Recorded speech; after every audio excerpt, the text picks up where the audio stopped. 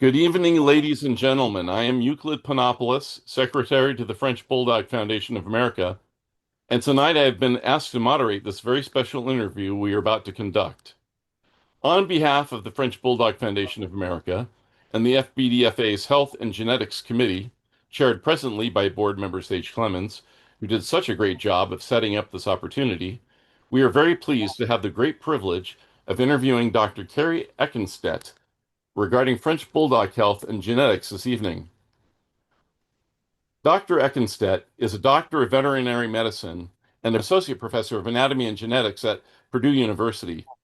She is the current Bulldog spine study conductor at Purdue and specializes in DNA and genetics and French Bulldog health. And thank you so much for being here this evening, Dr. Ekenstedt. We can't tell you how excited we are to have you here. Thank you very much for having me.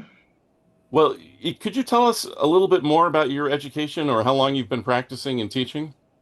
Sure. I got my DVM in 2005. Starts to feel like dinosaur era. We didn't get to do vet school with laptops, and all the kids now look at me like, how did you survive that? And then right after I finished my DVM, I also stayed and did a PhD in canine genetics, and I finished that in 2010. I've held a few different faculty positions since then, but have never, like during that time, never left dog genetics as a research modality, I guess we'll say, or research area. I also do and have taught anatomy to first year vet students. So I've kind of wear these two really different hats. And I've been at Purdue, at the College of Veterinary Medicine at Purdue since the summer of 2017. And I have been doing both of those roles since I got here. So I teach actually large animals, ungulate anatomy to the first year vet students every spring.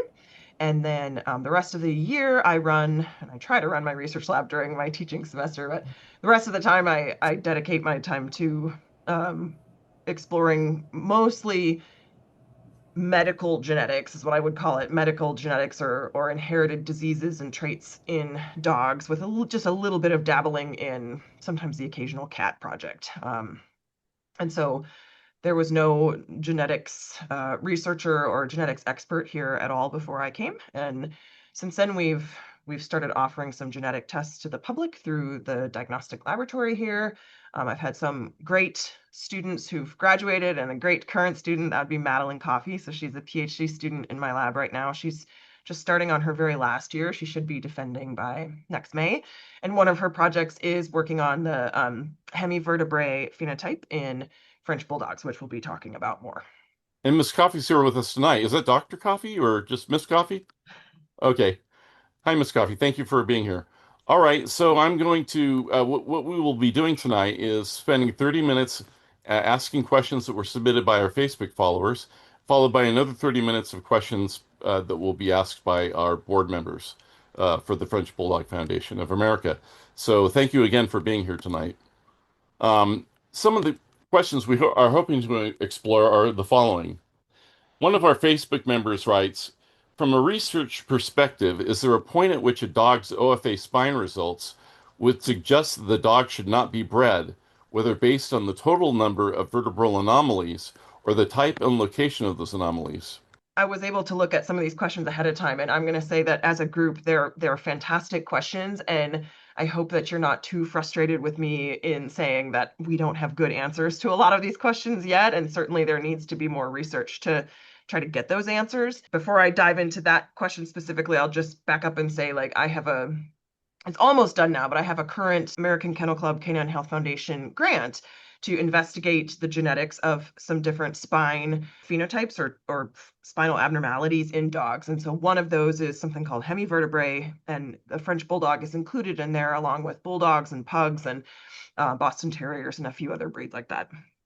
So certainly from an OFA perspective, when you get radiographs or x-rays of your dog's spine and have those submitted, then they'll give you results and say, you know, how many anomalies are there, and they'll sometimes give you little extra comments if they're particularly unusual or anything like that. To my knowledge, specific breeding recommendations really don't exist well. And by that, I mean with really hardcore, solid research to back them up and say, like, okay, as a cutoff, and I'm just being hypothetical here, no more than three abnormalities, you shouldn't, then you shouldn't breed. There's no hard and fast rule in the research field that I know of that says that. I think the more abnormalities you see, maybe the more careful you should be about who you breed to, though, right? So the more abnormalities that are there, I think it would be more ideal to try to breed to a dog with either no abnormalities or less abnormalities. But one of the things that we want to try to do is tease out some of the genetics that are driving those, and then maybe we'll be able to make stronger recommendations or clearer recommendations in the future. It's a great question, but from a research standpoint, I don't nobody's nobody's doing like breeding trials, which is probably just as well, where they're taking, dogs with lots of abnormalities and breeding them together to see what happens. I don't think any of us would necessarily support random breeding efforts like that without taking into consideration all the other things that breeders think about when they're creating a match. So in general, I would say the more abnormalities there are, the more careful I would be about who I picked to breed to. And beyond that, I can't say too much based on research. Yes, I suppose that every mating is a sort of a genetic experiment. Hmm. Are there Yeah. certain remarks or annotations on OFA spine reports that should carry more weight than simply the total number of anomalies? So, yeah, this is another question where, again, without actual research and hardcore data and statistics to back it up, it's a little bit anecdotal, it's a little bit of conjecture. I would say in general, like from my standpoint, not necessarily. You could ask OFA. I mean, the radiologist there may have different opinions, but to me, it's more about function because you might have a dog with, let's say, half a dozen hemivertebrae and it walks just fine. It ambulates fine. It runs. Maybe it's even an agility dog or, it's bouncing off your furniture and it's fine. And you could have a dog that has just one anomaly that really impacts function. And so you need to look at it from a clinical perspective and say, okay, well, this dog might have more changes in the spine, but because he's functionally okay, maybe that's less of a big deal than this dog who only has one abnormality, but is having some real severe clinical signs from it. The most important thing is to look at the dog and say, how's the dog doing? And how are these spinal changes affecting or not affecting this dog's ability to live life, and walk and do all the things the dog needs to do Is rather than just pay attention to just a number, like, some sort of numerical threshold. right, right. In your opinion, how much can selective mate choice realistically reduce structural spine risk in a breed like the French Bulldog? So there's another question where we just don't know yet. We don't have hard, perfect data. One of the things, so I would say the answer is it's unclear at this point. One Yes, of I the suppose it's important to know what you don't know. Right, right. One of the things that we're going to try to tease out, and we know some of the things that we do know, right? We do know that French bulldogs are all missing a tail, or they have the little kinked, they're missing a bunch of caudal vertebrae, and the ones that they've got are kind of funky shaped and, twisted, which is part of the charm of a Your French tail. bulldog. And Yeah. we know that that is a result of the DVL2 variant, or that's already been published. And in that paper, they speculated, well, there might be other effects on the spine from this DVL2 variant, besides just, kind of messing with the caudal vertebrae, or they used to be called coccygeal vertebrae, so the vertebrae that constitute the tail. In the human, we would call it the tailbone. We don't really have cool tails the way dogs do.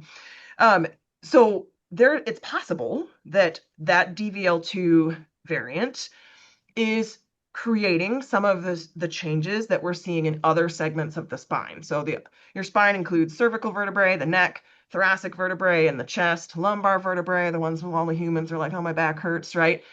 Sacral vertebrae, so the vertebrae that are all fused together in the sacrum, and then caudal vertebrae in the species that have more elaborate tails than humans. And we don't know right now what that DVL2 mutation could be doing to vertebrae in other spinal segments. Clearly, it's not just from DVL2 though, because we see a lot of variability in the changes of the thoracic vertebrae. If we, let's just say, let's start with thoracic vertebrae in the chest. Some Frenchies are totally normal. Some Frenchies have just one little hemivertebrae and they don't, I mean, it's incidental. You don't even know it's there. You wouldn't know the dog is fine. Some of them have more hemivertebrae and the dog is still fine. Some of them have a couple hemivertebrae and the dog walks a little funny. So clearly there's other genetics going on in addition to DVL2. But one of the things we're going to need to tease out is how much DVL2 is or is not contributing to the hemivertebrae that we're seeing in the spine. And DVL2 is fixed in the French Bulldog. And by fixed, I mean they're all the alternate version of DVL2. So there's no normal, or we'll call it reference. So the reference panel, the reference dog genome meant to be sort of the primordial dog genome is wolf, right? Because all the dogs came from wolves. So we would assume that having a tail is more typical than not having a tail because wolves have tails. So I mean, no offense to anyone who loves their dog with no tail. But that being said, DVL2 is, not present, or the variant or the mutated version of it is absent in breeds, that have these normal tails, and it's completely fixed in French Bulldogs. So that means there's no option in the French Bulldog gene pool as it exists right now to breed for normal reference DVL2. It just doesn't exist in the breed. So there's Wow, things we're going to have to tease out like that. yes, it's certainly fascinating how all these phenotypes and genotypes affect each other. Mm-hmm. And this is only what in the last 25,000 years or so that the dog has been developing this way. Yes, ballparky. I mean, when exactly dogs were domesticated from wolves is debated. Where exactly dogs were domesticated from wolves, or if it happened in multiple places simultaneously, is debated. Um, I don't know. There's a bunch of other geneticists who dabble in that stuff, like ancient genomes. Really not my lane. I can tell you, we also know there were other bottlenecks kind of in that Victorian era when breeds were being developed. And clearly, like this DVL2 mutation had popped up by then, and some people were selecting for it because, it was kind of novel and so forth. And so you've got your Bostons and you've got your Bulldogs and you've got your Frenchies, and they don't have tails. And they all have the same mutation. So it predated the breed formation of those breeds. Fascinating. Yeah. As research continues to develop, what would you most like responsible breeders to understand about interpreting spine findings and making thoughtful breeding choices? Yeah, the biggest take-home message I would like breeders to remember is that the spine is just one part of a really big picture. When breeders who are doing a good job, and I'm assuming everybody on this, everybody who's part of or organized dog breeding, I think are doing their best, right? We're trying to make healthy puppies. We're doing our best to make the best breeding decisions. And you can't get so focused on the first tree of the forest that you're losing the rest of the forest, right? So absolutely, spine should be something that you take into consideration, but you also need to take into consideration all of the other form of your dog and the behavioral characteristics of the dog and other things that are important to you. For some people that might be coat color, for some other people it might be athletic ability. There's things like that. So my biggest point is genetics is just one part of all the things that you need to consider. And some things, are really straightforward, single gene. There's, I wish I had looked up if the French Bulldogs have, I don't think they do. There's a form of progressive retinal atrophy that multiple different breeds have. It's in golden retrievers and some other ones. That's a single gene thing. So you can test your dog and you can basically make sure that you're breeding your dog to another, even if you have a carrier because it's recessive, breed it to another dog and just make sure you're not making any affected puppies. And that's the responsible thing to do for that one gene. But it doesn't mean you should throw the bath water and the baby out, right? We're gonna look and say, okay, there's all these other good things in this dog, and we're gonna keep breeding it. We're just gonna make sure that we're not producing dogs who are gonna go blind. So it's one thing in a huge picture, and the spine is the same way. You're gonna want spinal health, but don't start ignoring other things that are also really important in your breeding and mating selection process. Yes, that sounds like good advice. Are there particular spinal anomaly patterns that appear to be more clinically relevant than others, even if the total anomaly count is relatively low? In terms of specific spinal abnormalities, like is this one versus that one? I mean, there's all kinds of things you can get, like stenosis. That's more of a, we tend to see more of that in pugs, I think, compared to Frenchies and Bulldogs. There's spinal arachnoid diverticula, so like little pouches that develop in some of the meninges, and some of those can't be seen on just X-ray. You have to do MRI. The short answer, because not everybody can afford to do all of the major diagnostics on every breeding animal. But two, in terms of practicality, it just ultimately comes down to clinical signs. If the dog has a couple of hemivertebrae and you didn't even know it, and the dog ambulates fine and everything else about the dog is amazing, I would say there's no reason not to breed that dog. You may just want to think a little harder about who you breed it to, right? And I tell people that all the time when I do talks for breed clubs or continuing education for veterinarians. Geneticists, my job is not to tell you who you should breed. Occasionally, I might recommend maybe not breeding fill in the blank, if it's really badly affected with something, right? But in general, it's more about who to breed to, right? So I'm not going to tell you don't breed this dog. I'm just going to be able to say, okay, if you're going to breed this dog, my recommendation would be breed it to, a dog like this, or don't breed it to a dog like that. I think that's more what genetics can do to help you in general. And the other thing to remember is that genetics are not destiny, and especially for things that are going to be more complicated, like hemivertebrae. Other things that are complicated that you maybe are more familiar with just in general, like hip dysplasia in dogs. We know there's genetic components to that, but there's also environmental components, and we still don't have an easy, like quick genetic test for hip dysplasia in dogs. And so you do your other OFAs, right? Your OFAs for hips or your pen hips or whatever you're going to do to try to evaluate the potential risk of that dog having hip dysplasia. And then you can make breeding decisions based on that. Like I said, it ultimately comes back to clinical signs. So with these spinal abnormalities, if the dog is really clinically normal and not having any ambulation problems, it's probably less concerning compared to any anomaly, a single one or lots of them, that are creating clinical signs of abnormal walking, ambulation, or anything like pain, anything like that in the dog. I see. Do you believe that a breeder should be looking more closely at the location and type of malformations rather than relying too heavily on a single number or score? The short answer is we don't know that yet either, like definitively, like with research that says, okay, every time a dog, I'm just being hypothetical here, every time a dog has a hemivertebrae at, T6, that's bad. Don't breed that dog. Like we don't have any data to say that right now. Um, so again, circling back to clinical signs, like how does the dog look? Did you find that hemivertebrae just by accident because you were doing screening x-rays of the spine? Or is the dog actually having clinical signs? One of the things to think about in terms of just the difference in spines between like dogs and people, when we sit humans, our spine is really vertically oriented. And so, kids who have scoliosis and have some of these abnormally shaped vertebrae in in that thoracic segment, so the chest segment or the that part of the spinal column in the back, they actually can have some pretty serious problems. And we can see dogs, so quadrupeds now walking on 4 feet instead of two, and their spines are just under very different biomechanical forces because of that.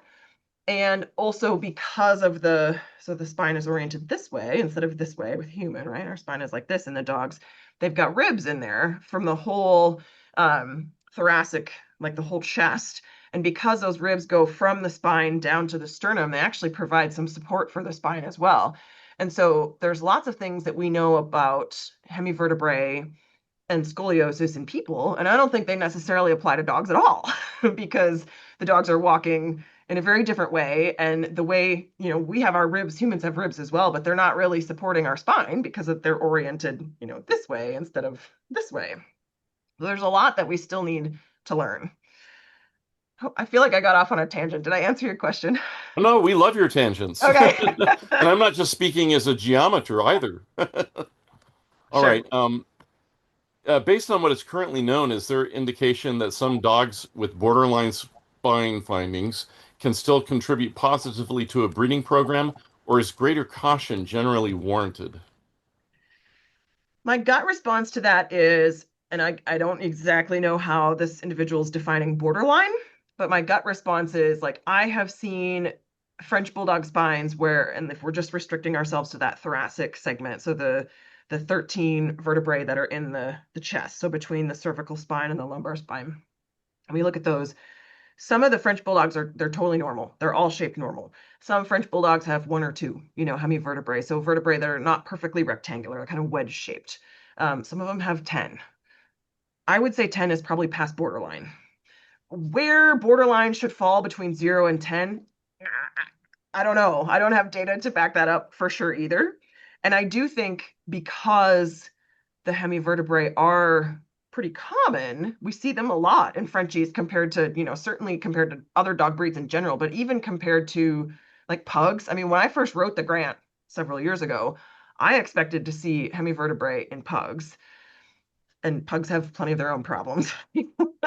But I have been surprised that actually it's the Frenchies, maybe followed by bulldogs, the French bulldogs and then bulldogs that have more hemivertebrae compared to pugs. Interesting. So what you don't want to do is take every Frenchie who has even one hemivertebrae and just tuck them out of the gene pool, because now you're just going to create new problems. You've gotten rid of too many of your good genes, and now you've created a new bottleneck with only the Frenchies that are left that have perfect spines. And so we don't want to do that either. So it's a much Yeah. more cautious approach. And my gut is, yeah, borderline, if it has 2, 3 hemivertebrae, go ahead and breed them. I maybe wouldn't breed them to a Frenchie that had 10 hemivertebrae. And you need, like I said before, you need to take that one thing into consideration with all of the other things that you need to consider when you're making a mating selection. Interesting. Are there any trends you are seeing in French bulldogs specifically that breeders should be paying closer attention to as more imaging and data become available? I love these questions. I'm going to be honest with you. These are very like epidemiology type questions. And I am not an epidemiologist. I'm a geneticist. So I have not been studying the epidemiology of all of these different spine phenotypes. We've been collecting them and we're looking at them from like, okay, we've got the phenotypes and now we're going to look at the genetics that are going with these phenotypes. So I hope somewhere out there there's an epidemiologist who wants to study these things and pursue some of these questions because they're really great questions. One thing that came to mind for me, and I know this is on every Frenchie breeder's mind, is to also consider, of course, respiratory function grading and BOAS and all that, right? We all want our dogs to be able to breathe as well as possible.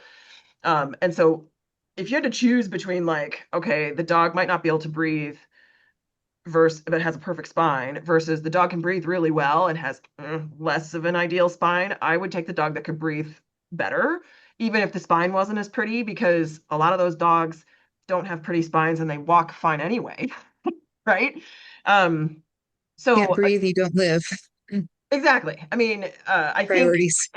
yes, it has to all be prioritized. So in terms of specific spine things, so butterfly vertebrae versus hemivertebrae versus fused vertebrae versus they have these things called kissing spine. Well, that's what they call it in horses, but where the dorsal processes of there's these dorsal spinous processes on the vertebrae that like they become, the withers in a horse and so forth.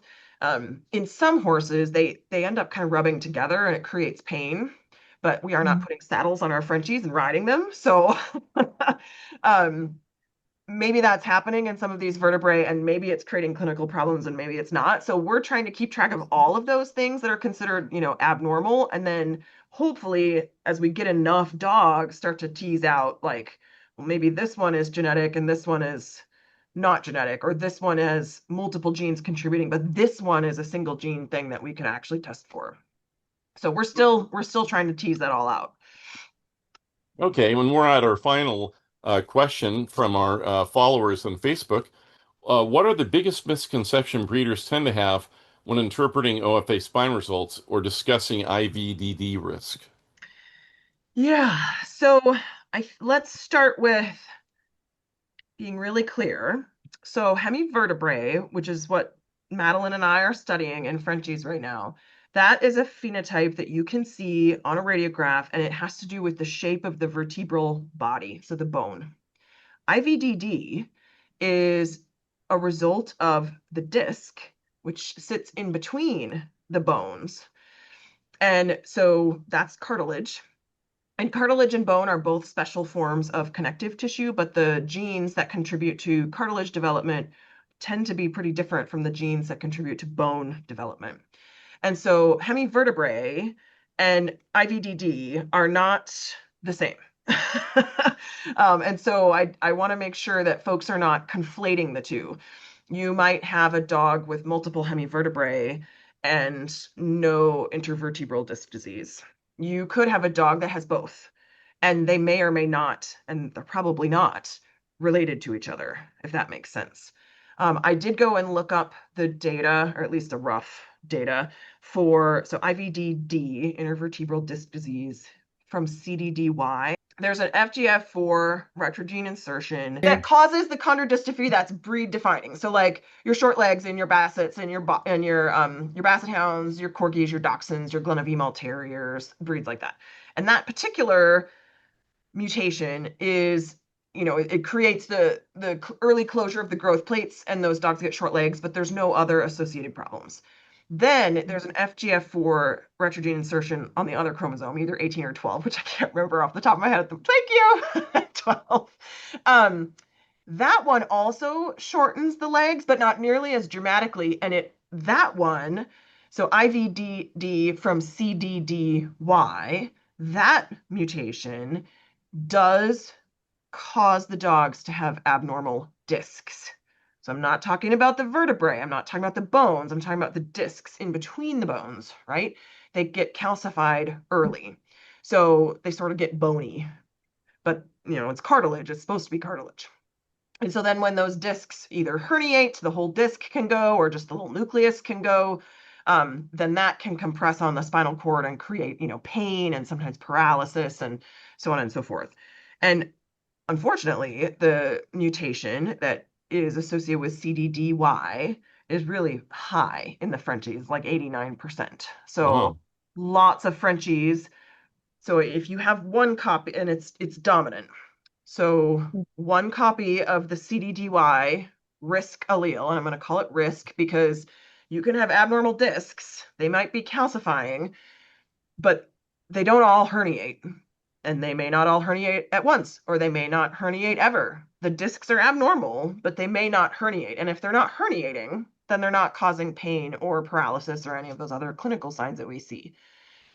So I think, yeah, it's like 89% of the alleles or the versions of the gene that are out there. And that was from testing over 13,000 Frenchies. That's a pretty good sample size. wow. And I got that from the Mars wisdom panel from their paper. They have this million dog paper that they published. And so earlier today, I went and looked up that data because I knew it would be relevant. All of that to say, so if you have one copy of CDDY, you already have abnormal discs. If you have two copies, you have even more abnormal discs. And both of them are risk alleles, so risk mutations. Those dogs do have abnormal discs. So by proxy, I would basically, looking at this data, I would say a lot of the discs in your Frenchies are abnormal, but probably a lot of your Frenchies never herniate those discs and they do just fine. Oh, that's good news. Thank you so Yeah, much for your work on behalf of the dogs. sure.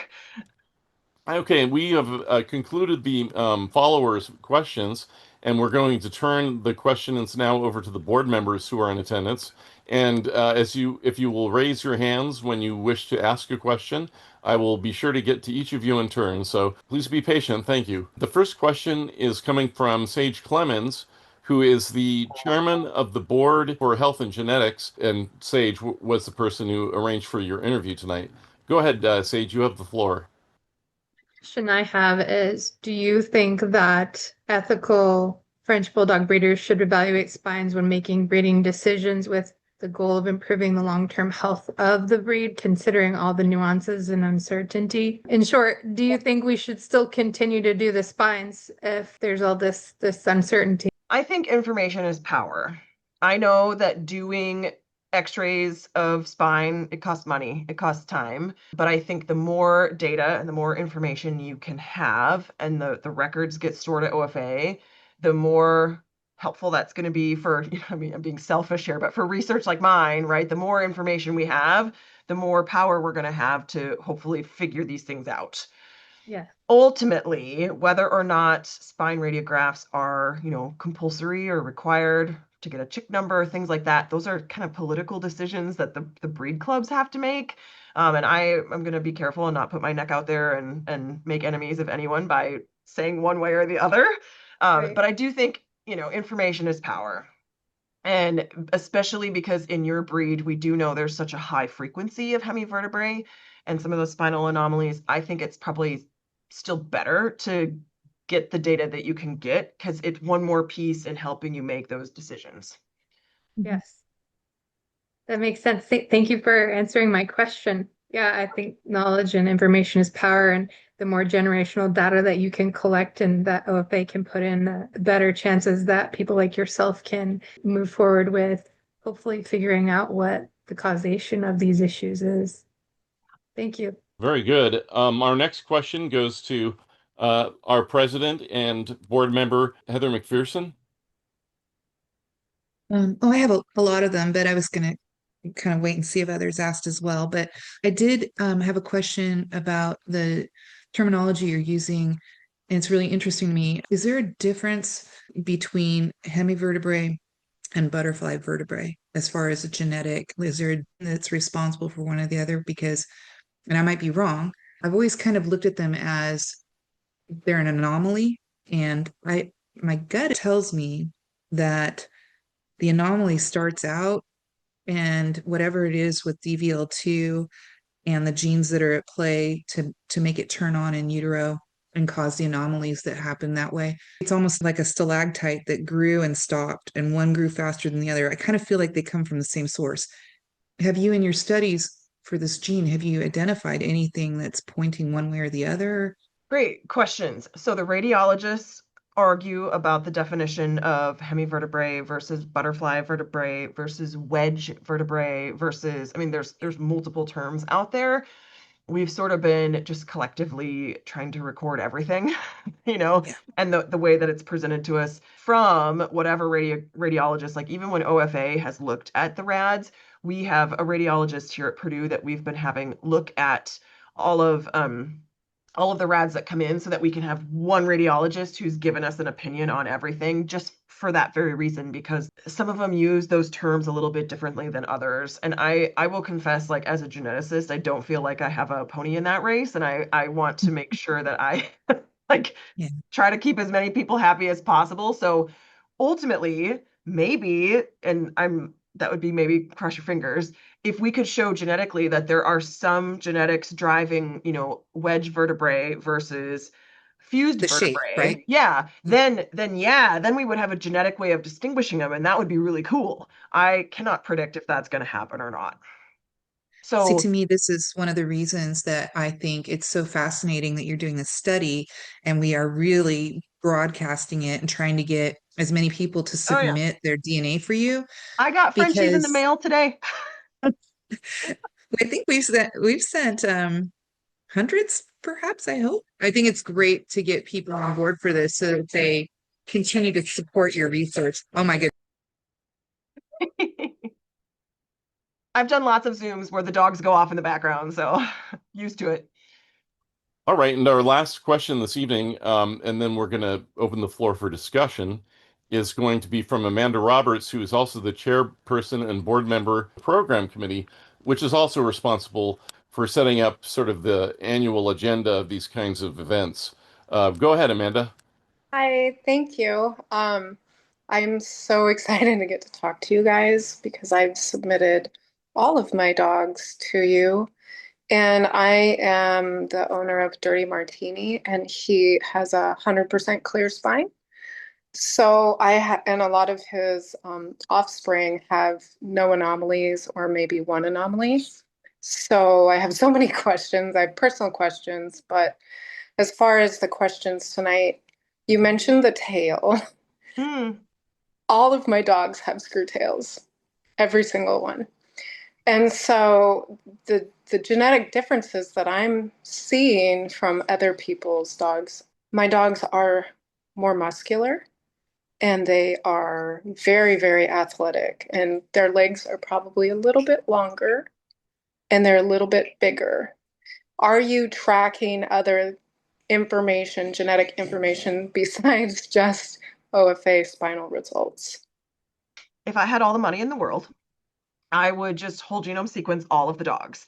And if we did that, then we would be able to look at like what genotype do they have for DVL2 and what genotype do they have for IGF1, for size, some of the size loci. And, we could look at BMP3 and SMOC2 and, some of the brachycephaly loci. Like there's so many things we could look at. Right now, because we don't have all the money in the world, we have been doing something called a SNP array, a single nucleotide polymorphism. And so that it's cheaper than doing whole genome sequence. It's also whole genome sequence is it's big data, right? It takes supercomputers. So right now, what we have is individual information from across all of the chromosomes, but it's not like whole genome sequencing. And so we're generating that on the first couple hundred dogs that we have enrolled, a huge proportion of which are Frenchies.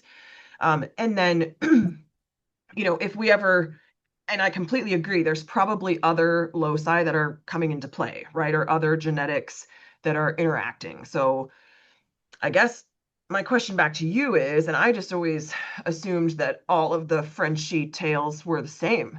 Are you telling me that there's some Frenchie tails that are like longer than others, or there's more vertebrae present? Because according to the paper says that they're all homozygous, so they all have two copies of DVL2, and so they all have the same, screw tail, as it were.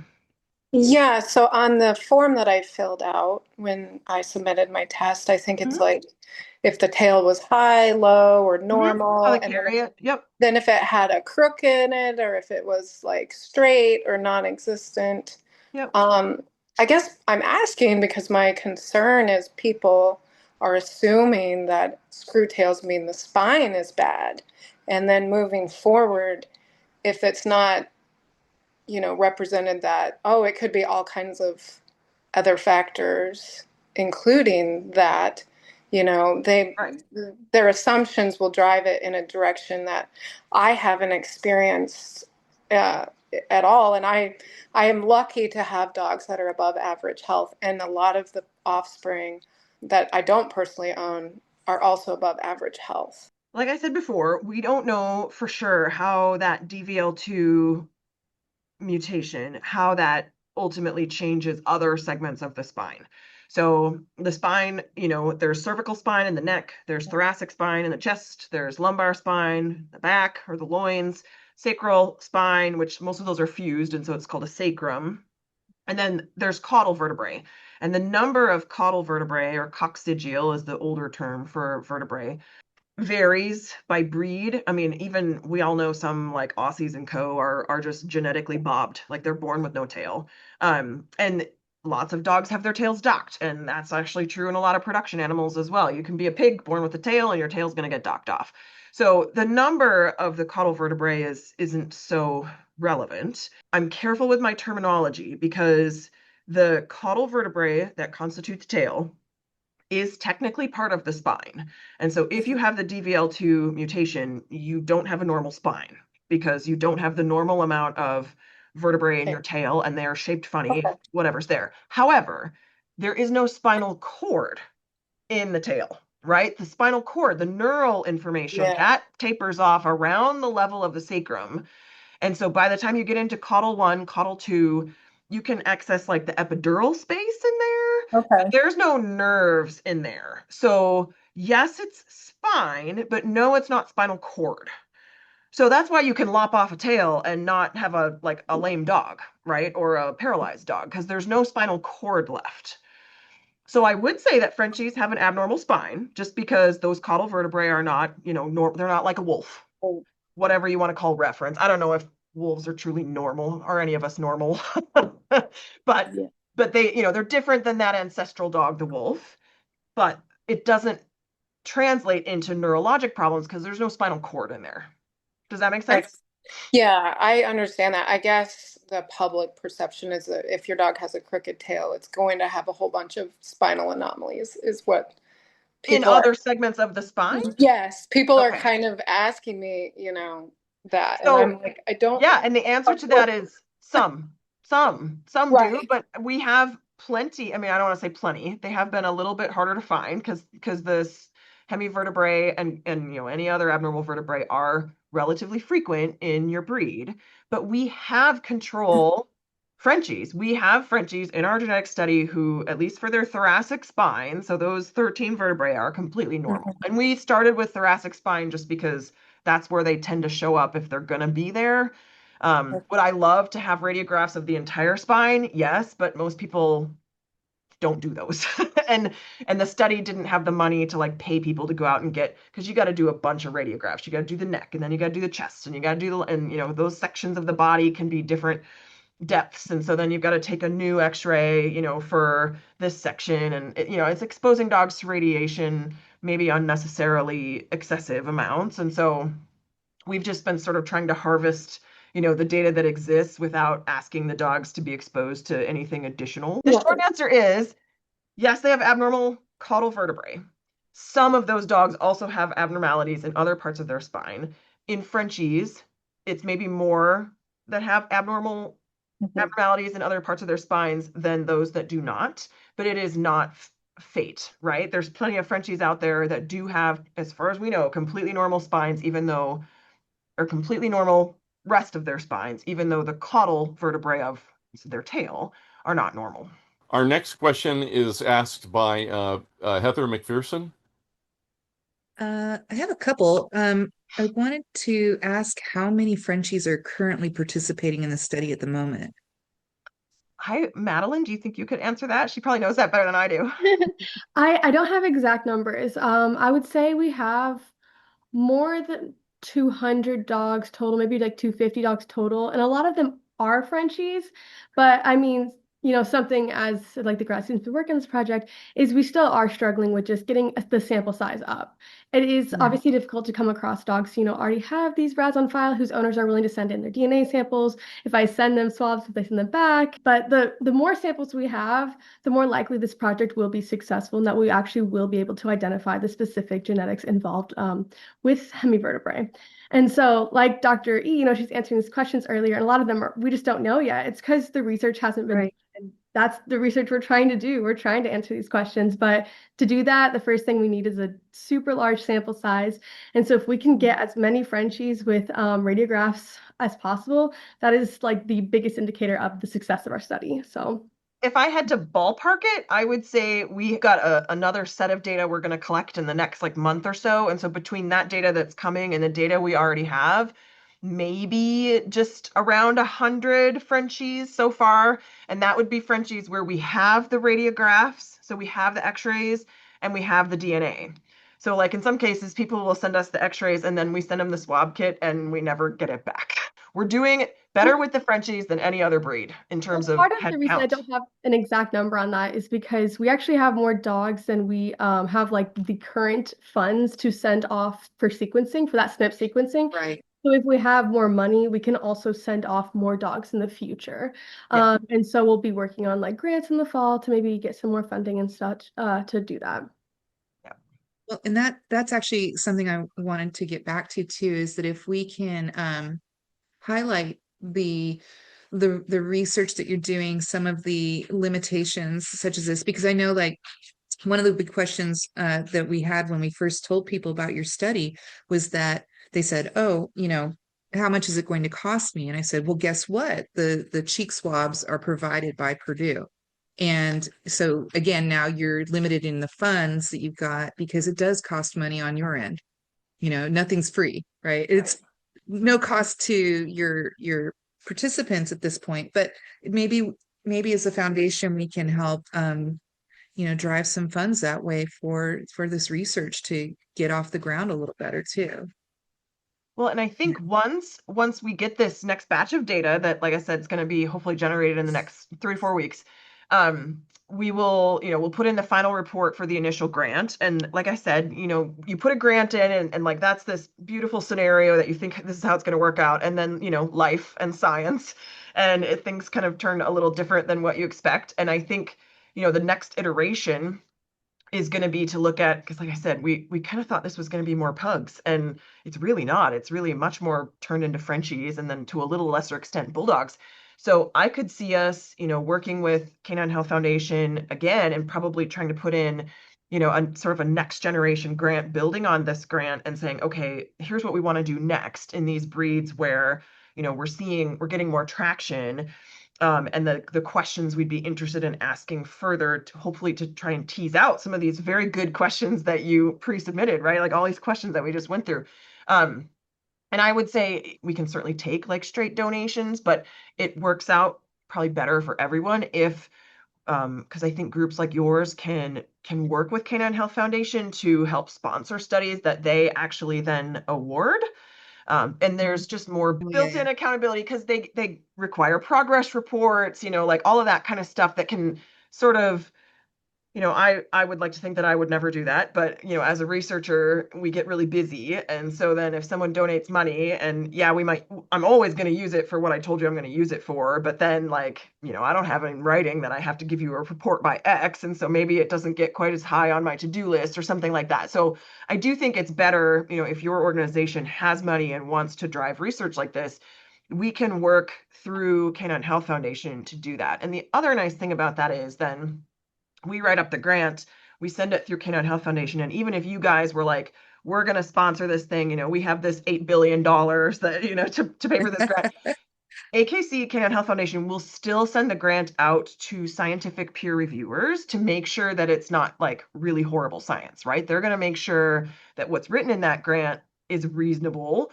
And if it's not, then they're not going to fund it, right? And so these are like basically safety measures in there to make sure that your foundation's money is being used in an appropriate way. So in general, like when I work with groups like this, I try to say like, hey, I think it's probably better for your group if we can do it that way. I have certainly taken smaller, specific donations for various reasons from specific clubs, but I think for something like this and the scale, like Madeline and I are kind of envisioning for the next phase of this work, it would be ideal to do it, if we can, as big as possible. And that, yes, that does take money. It takes money to, pay for Madeline. It takes money to pay for data generation. It takes money to pay for the supercomputer that Madeline uses to analyze these big data sets on. And I think it's probably accountability wise and scientific sort of evaluation wise and all of that, doing it through the Canine Health Foundation, it puts a lot of protection in there for your group and your money as Yeah. well.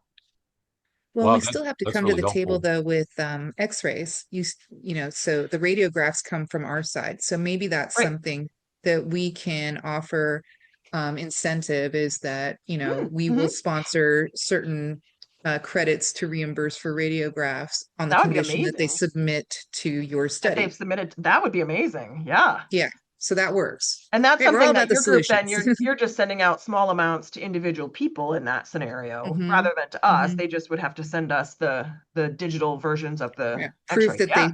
proof that they submitted their test. I saw a question pop up on the chat and I'll just answer it quick.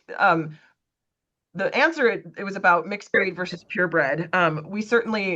We never turn down a sample. So do we have a few samples that have come in from like a Boston pug cross or a Frenchie Boston cross or whatever? Yes, we will take those, same thing. We want the x-rays, we want the DNA.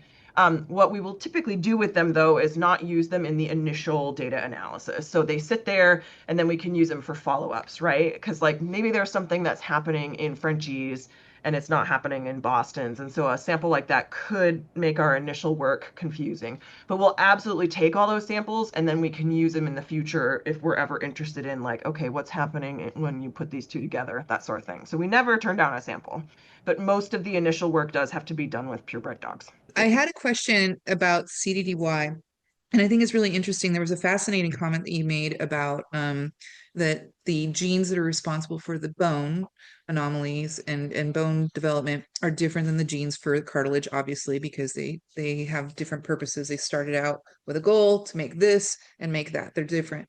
But what I've seen is a tendency to associate the CDDY, which is affecting the cartilage, as the reason for IVDD, and then because it's in the spine, it gets associated with the bones. And I think that what you said, I would really like to explore that later, maybe offline with you or something. I think it's a really fascinating comment, and it demystifies some of the conversation around associating anomalies with IVDD. Right. The other thing is, and I was shocked to see this, and I got it from Dr. Gerald Bell from Mhm. OFA, Yeah. and he and I were talking about the most common genes in all canines, and I guess there's a study of 1 million dogs that were tested. Yeah, I You mentioned it probably know which earlier. one it Yeah. is. Yeah. So they were saying that CDDY is the number one most common gene in all dogs, including mixed breed. And I did not know that. And I've always, I think the myth around it is that this is something specific to French bulldogs Oh, and not at all. corgis Mm-mm. and dachshunds. And it's in all the breeds mostly. So It's not why in all is the it breeds. It's not, right? it's in Most more breeds than you would think. Yeah, most common gene in canines. So why is it that we don't see the other breeds getting upset about being homozygous or even carrying one copy of CDDY, but the Frenchies, we're paying all this attention to it, and I get the feeling that whatever it is that turns or activates one of these genes to cause an anomaly or cause something to happen different in one breed versus another, it's relying on epistasis, or there's more than one combination that's causing it. Is there anything in your current research that is showing you paths that give hope, like light at the end of the tunnel, in discovering what it is that's are you seeing any trends that way? I would say right now we probably don't have enough. We don't have data from enough samples Sample. to be able Yeah. to answer that question. I think ultimately that would be the goal. Absolutely. Yeah. Um, but right now, and it just has to do with, money and time and the samples and the data, the information that we have coming in. So the X-rays and the DNA samples that we have coming in. So the more, like Madeline said, the more we can get, the more ability we will have to start teasing some of those things out. Yeah. And just to be clear, so CDDY, that retrogene insertion, it is common in lots of breeds. It's certainly seen in more than just, you think about dachshunds throwing a disc. I mean, it's so classic. It might as well be Yeah. like, hey, is the Pope Catholic? Like, yeah, he is. Yeah. Um, but there are other breeds that have CDDY and for whatever reason are not, their discs are still abnormal, but they're not herniating, right? So they're not Yeah. having the clinical problem from it. So you can have an abnormal disc, and as long as it sits there between the vertebral bodies, and doesn't poke its way up into the spinal cord, you're not going to have nearly as many, you're not going to have problems from it. You might have a little like lower back pain, but if it doesn't Yeah. herniate, or if it those discs can herniate the other direction. So they can herniate towards the abdomen, which means away from the spinal cord. So it could still herniate, but you don't have any paralysis problems from it because it's not hurting anything going the other direction. So why some dogs have these abnormal discs and then herniate, and some dogs have abnormal discs and don't herniate. It could be genetic. It could also be hugely environmental. And so, Yeah. right, like you were saying, so there's epistasis, there's epigenetics, there's methylations, there's lots of other complications. It could be genetically, but it could also be environmental. And I always tell people, like, this is where keep your dog lean, so they're not carrying extra weight. Try and keep as good a muscle on them as you can, like Amanda was saying, right? Like long Yeah. walks up hills, swimming, all those things that are good. And then this is just me. This is Kari Ekenstedt's advice. It is not based on data, but it's based on, we'll call it intuition. Keep your dog's nails short, right? Like I swear to God, half of those dachshunds that I saw come through, like when I was a vet student and they came through paralyzed because they'd thrown a disc, they all had these talons of nails that just their owners had, I mean, pet owners typically, right? That weren't keeping those nails short. And I think they're just running and they catch their little nails and they tweak their backs and out pops the disc, right? So again, I do not have data to back that up, but my other advice is just keep your dog's nails short. Yeah. At least as It's a a good way, idea. even if your dog, because if you've got a CDDY positive dog, we already know those discs are not normal. And so let's do everything we can environmentally to decrease the likelihood that that disc herniates and then it causes problems. And I think one small thing we can do is keep those nails short, and then they're less likely to catch them and tweak their backs. I don't have data to back that up, but that's my Yeah. that's my 2 cents. Makes a lot of sense. Dr. Ekenstedt, we have one more question from Sage Clemens. I hope you have the time for that. Sure. Okay, go ahead, Sage. This just came to the top of my head, so it might come out kind of strange, but frequently from breeders who do not complete radiographs like many of us do, I've heard things like that's just what a Frenchie is, and Mm. there's no point in pursuing these radiographs due to that fact. And I guess the other part of this question is I kind of that led me down kind of a rabbit hole regarding certain syndromes and stuff in humans that were similar to French Bulldog, like dwarfism or Robinow syndrome, and how it's Mhm. similar and it causes just limb deformities and musculoskeletal issues. In your opinion, do you think that French Bulldogs, that's just what they are, and there may ultimately not be an answer to correcting all of their ailments? Because on one hand, I'm like, I can see that. But on the other hand, I'm like, but there are dogs like Dirty Martini. And I also have a French Bulldog with a clear spine. And then you have a client of mine who had her French Bulldog live till he was 16. And also I wanted to throw in, I love your theory on the toenails because I actually posted something to my page about that. I'm like, it really, that's the foundation, to the dog. So I think just holistically managing all these things and just breeding to better is huge. But going back to the whole syndrome thing, do you think that these dogs are just they have this syndrome that we've kind of created? Anything that you see variability in the phenotype is something that you can apply selective pressure on. So, if every single human being had red hair on the entire planet, then there are no genetics with the option for black hair, right? Let me put it this way. Let me pick it back to dogs. All golden retrievers are Yeah. red, right? Yeah. You can get dilute red, you can get red, but they're all going to be somewhere in that red to yellow.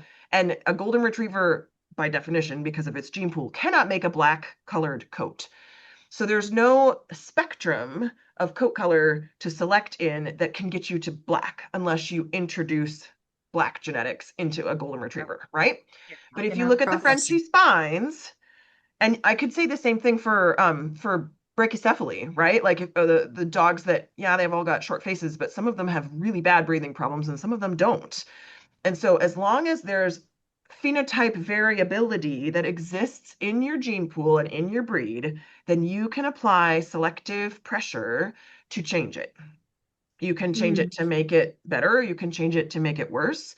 But because we see normal spines all the way to pretty bad spines and everything in between, then that means that there is wiggle room genetically to make progress. I truly hope that you're able to locate the genes that are responsible for these things and get some answers. I think it'll be so great in a few years if we interview you again and say, how far have you come? And you're going to be like, we've come so far. Oh I my mean, that gosh, I would hope so be too. fantastic. Wow, that has been great talking to you. I don't know if there are any more questions. Is there anyone else who wants to ask a question real quick? Dr. Euclid? Ekenstedt? Oh, do you have one, Sage? No, I was just saying, do you have a question for her? Oh, do I? Yeah. Oh, I think it's been awesome listening to them. I'm not as studied as the rest of you, although I love genetics. Here in San Francisco, UCSF, which is a leading medical research center, does a lot of genetic research. And talking to the doctors there, it's so interesting. Do they have any questions for us? Oh, us, me and Madeline? Yeah. I mean, send your samples in. Yes. Tell your friends to send their samples in. Um, I guess, at some point in the future, hopefully the near future, like even this fall, we'll probably be, looking at trying to submit another grant to Kinahafa Nation, and maybe we could reach back out to you guys at that point and just tell you, like, here's what we're thinking of submitting, and then you guys can Yeah. circle around the other way and talk to, Dr. Montgomery and everybody there about, whether your group maybe could help sponsor a grant like that. So we'll definitely stay in touch. Yeah. All Thank you right. so much. Wow. Thank you Thank for you so being much here. for being here tonight. Yeah. Such an honor. I hope I've at least answered some of your questions. I mean, look, they were such a great group of questions when I looked at them ahead of time and I was like, well, I don't know a definitive answer to this, and I don't know a definitive answer to this. There's a lot of things that we still don't know, but hopefully, like you said, in a couple years from now, hopefully there'll be even more that we know. And sometimes when we learn new things, it creates new questions. So, that's science. Yes, Yes.